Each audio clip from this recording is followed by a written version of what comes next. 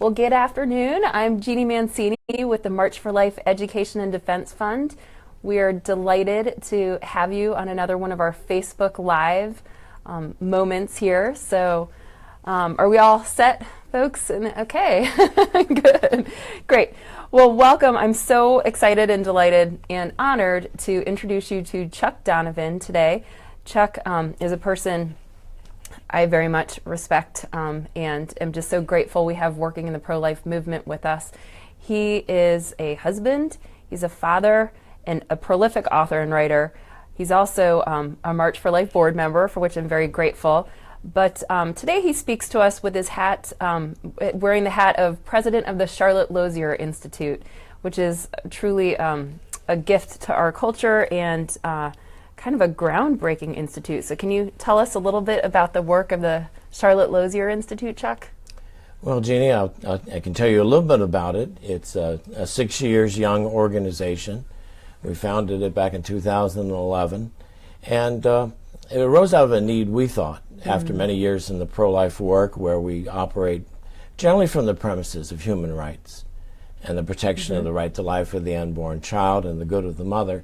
But nonetheless, we felt there was an intense need for what we call science and statistics for life. Yeah. So we delve into the deep science of stem cell research, genetic engineering, cloning, but we also have a deep interest in making sure that the data about abortion, which is intensely problematic in the United States, that it's made available to all researchers, that it tells us the truth, that it reveals the truth about what abortion is, what its impacts are on men, on women, on our culture, and on society. But we need to do it at the highest level of statistical excellence. So we've brought together 43 outstanding scholars from across the United States, all with advanced degrees in their fields.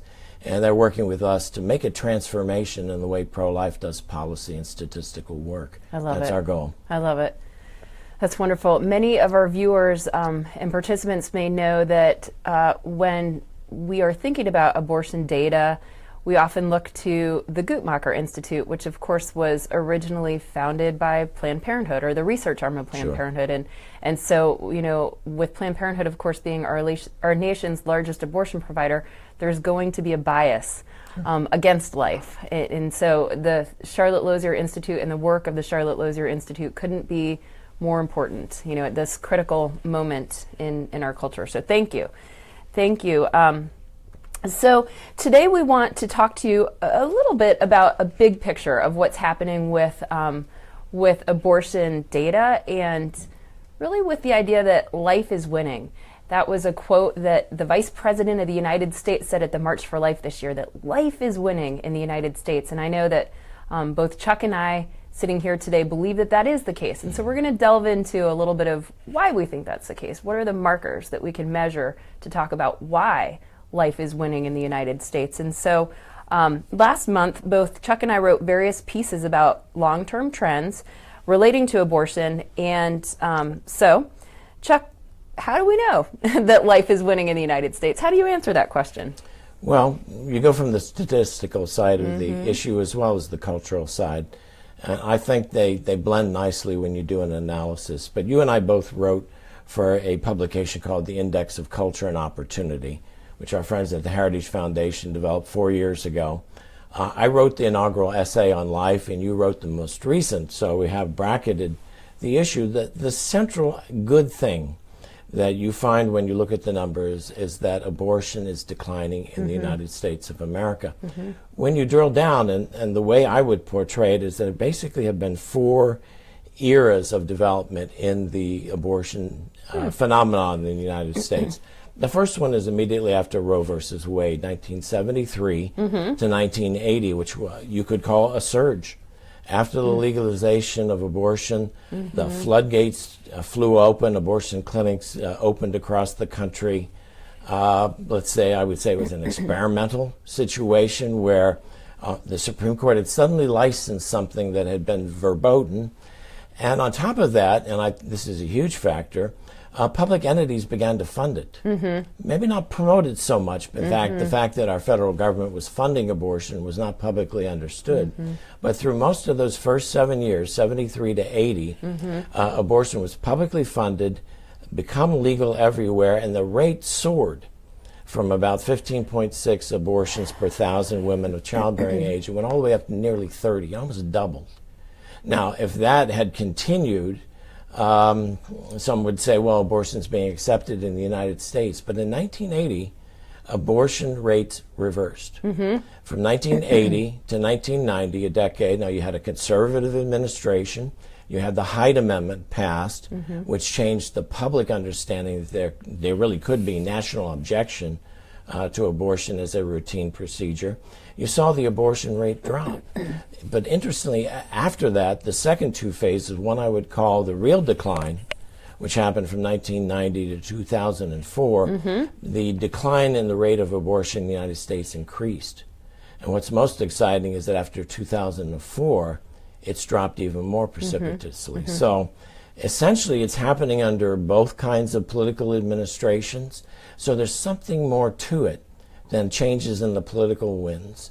And I think it's evidence of a trend that you find in the culture when you look at the culture, that the American people are rejecting the message, the fundamental message of Roe, which is that abortion is legal, medically routine, and it can happen up to birth.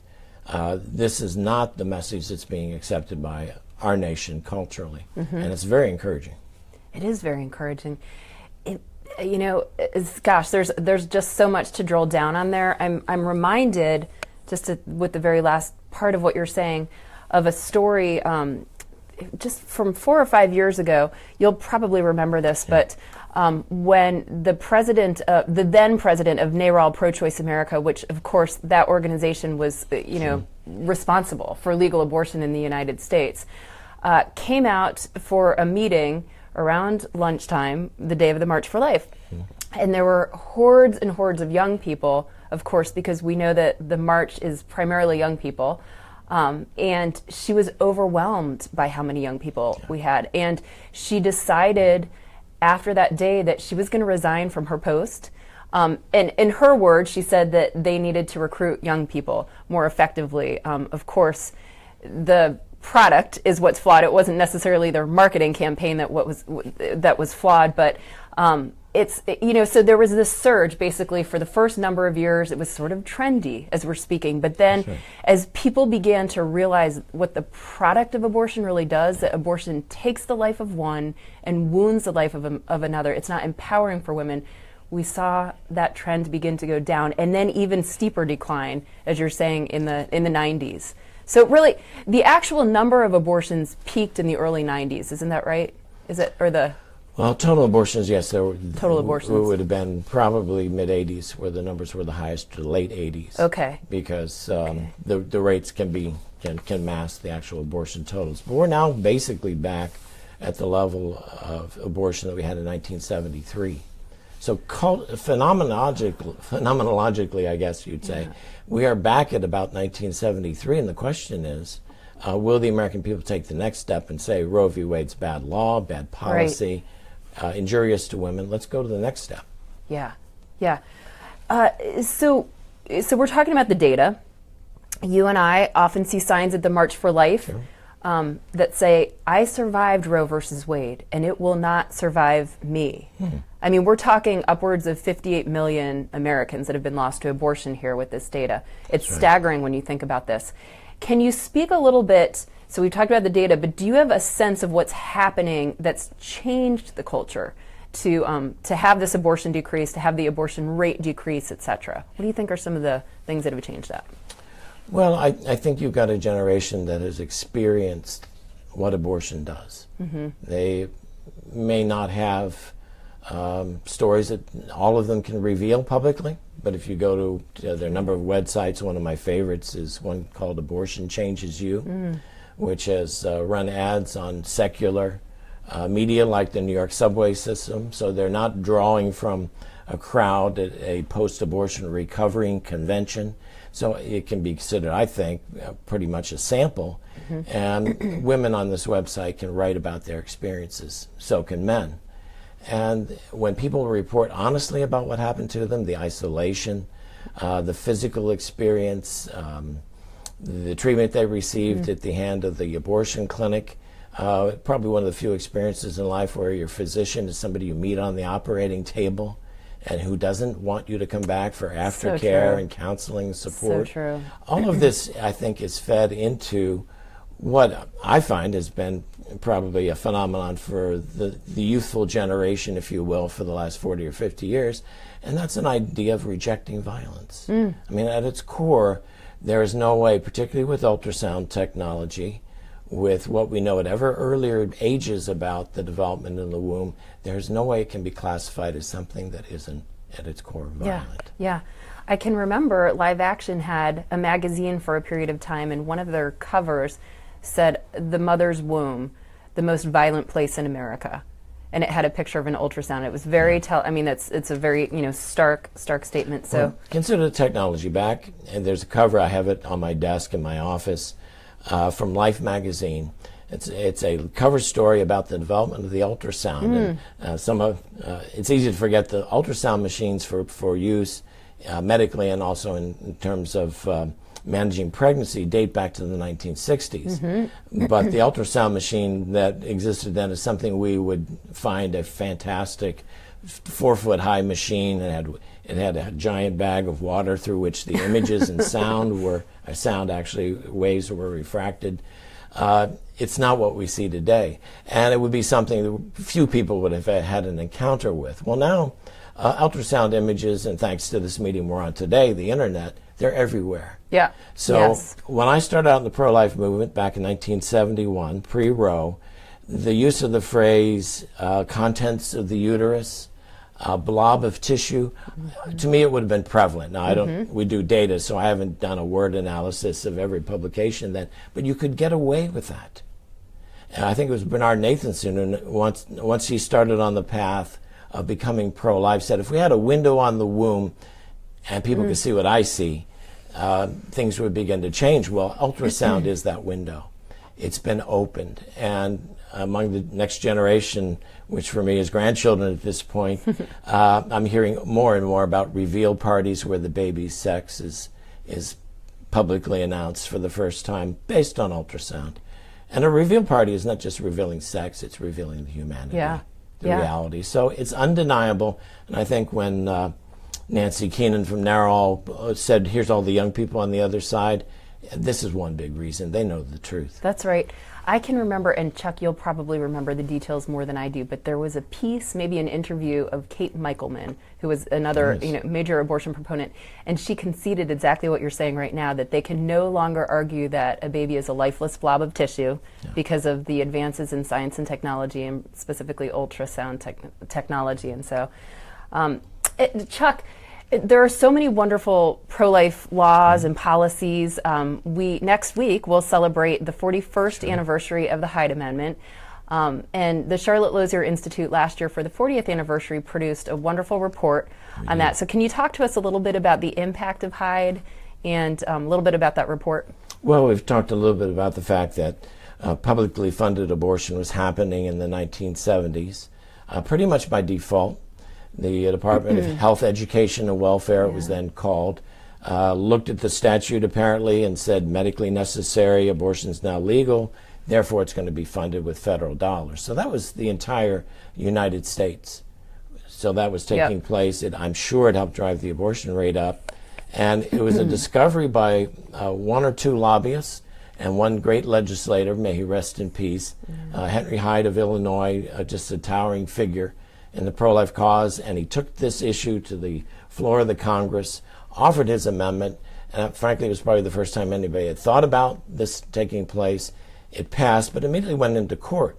So what you have is a very long history, even after the federal issues were resolved by the Supreme Court in Harris versus McRae. There were still states that decided on their own to fund abortion, or the political wind shifted. So we had quite a chore. But Dr. Michael New, who teaches at Ave Maria, is one of our 43 scholars. He went state by state, looking at when the Hyde Amendments in those states were in effect. Obviously the blanket of the federal Hyde Amendment over that. He also looked at court injunctions, changes by the legislature, the exceptions, and then he applied to that what actually is a low estimate of the effect of the Hyde Amendment. We use Guttmacher data for that because they do not like the Hyde Amendment. They believe it reduces the abortion rate, and they've produced estimates of how many women, as they would put it, lose access because of the Hyde Amendment. So all in all, it's a very exacting report. No one's challenged it. I don't think they can.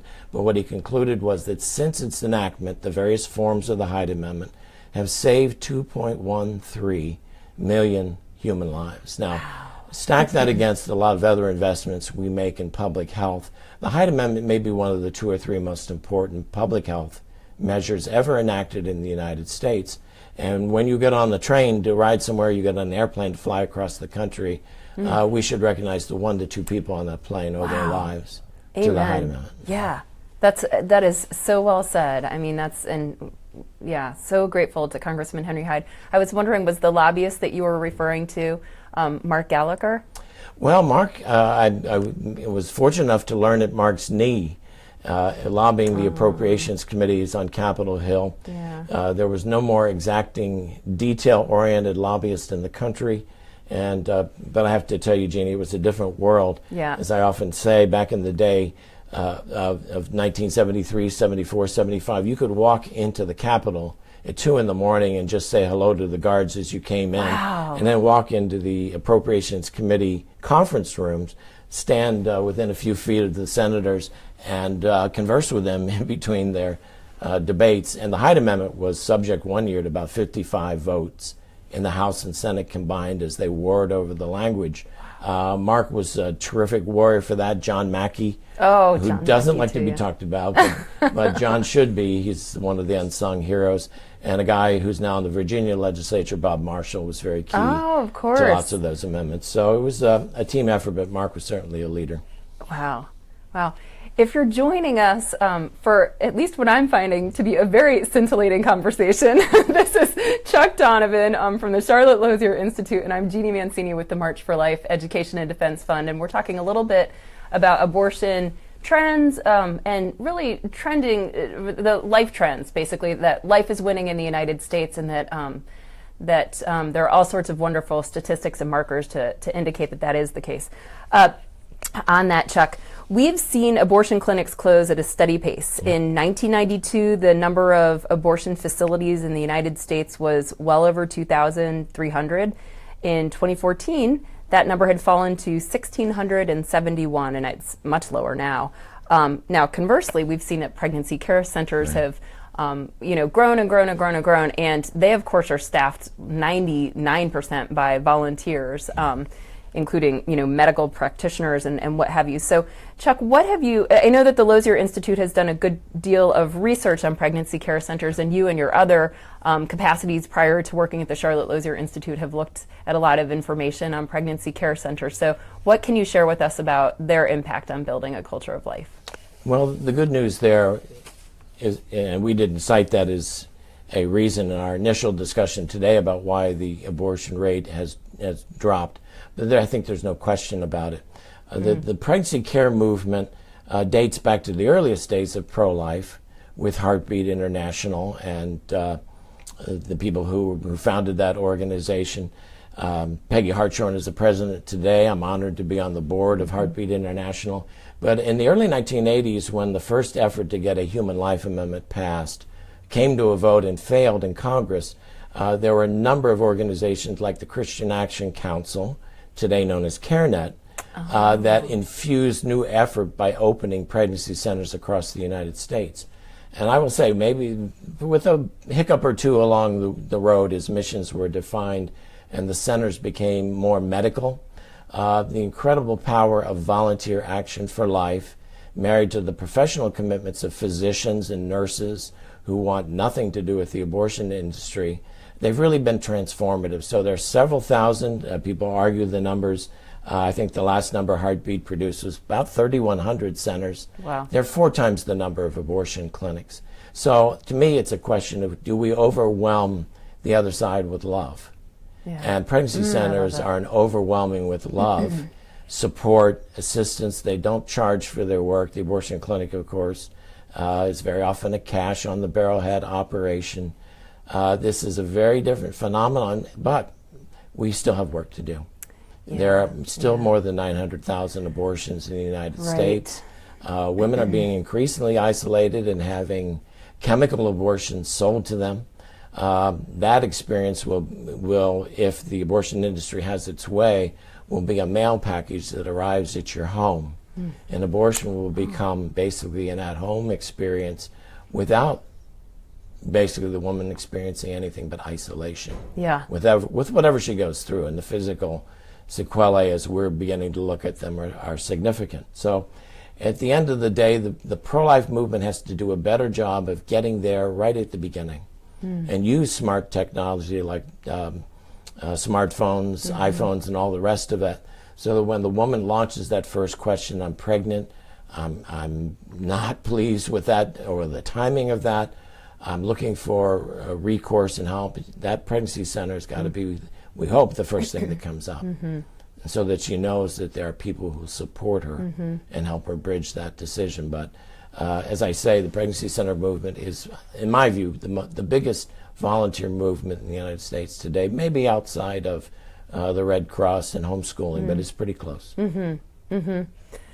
Yeah, we are just enormously grateful for all those people working in the pregnancy care movement, and so many of them don't want, accolades. They don't want to go in front of a camera. They don't really want to be on the front line, so to speak, and yet they are, their love and their loving acts are making a huge difference in giving women what they really need in that moment, which is support, which is actual support. So, gosh, I know I could just go on for hours and hours talking to you, but I know we should probably bring this to a close here pretty soon.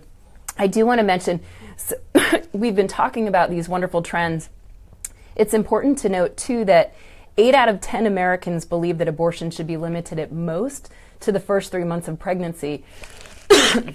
Excuse me, and we're coming up next week to another anniversary, not only the anniversary of the Hyde Amendment, but the anniversary of a video that March for Life Action produced last year, which was called Consensus. And it was all about the pro-life consensus in America and where Americans really stand on this. So be sure to check us out on our website, and you can watch that fun commercial again. I really just want to thank Chuck for taking time out of his very busy schedule to come over to the March for Life today and to talk with us about all sorts of really important issues. And would you like to just mention the website, Charlotte Lozier Institute, so that people can find out a little bit more about it? That's the easiest thing to do. It's Lozier Institute, which is L-O-Z-I-E-R, no punctuation, lozierinstitute.org. Charlotte Lozier was one of the colleagues of Susan B. Anthony List, but she was a medical doctor and very opposed to abortion. She helped rescue a woman who was being led into abortion by a man of a dubious character who wanted to keep it quiet. He ended up being reported to the police by Dr. Lozier. He was carted off. This is the 19th century America. And of course, the woman was not held blamed for the actions of this gentleman. Now, let me close by saying men do have a radical issue with respect to abortion. None of us wants to be a controlling person, but we need to be a responsible individual. And until we, I think, involve more men in accepting their responsibility, knowing they can be supportive, we should all at least know where pregnancy centers are, and when we hear of something that a woman may be facing this question, we need to be in support of her getting the help that will love her along. Yeah. Beautiful, beautiful point. So many women do not choose life because they feel that they don't have the support of their partners. And the husband or the partner can often be the one factor that makes that huge difference if he's willing to provide that kind of support. The data is very, very clear on that. Yeah. Partner support is probably the number one reason. Yeah, yeah. Well, thank you, Chuck. It's been such a delight chatting with you today and being able to just talk to you about, a history of the movement and a little bit of a history of where we've been coming with data and what have you. So God bless you. Thank you for all your work in the movement. Thank you very much, Jeanne.